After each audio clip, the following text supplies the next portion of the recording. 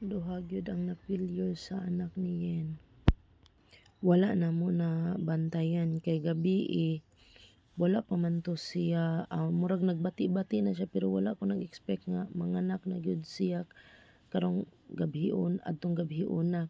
Kay pag check na ako sa mga alas 12, naghayang pa man siya, nagbikang pa man siya, wala man nga pareha ng magbati nga magpadaplin, magsigig panguskos. So, kampante lang kayo ko, natulog ko, balik.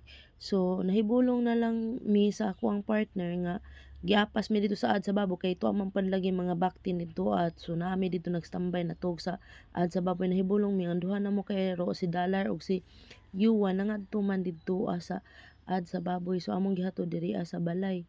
Pagtan-aw na mo, pag-check na mo na niya mo nakit-an dito sa ilalom sa inahan nga si Larry.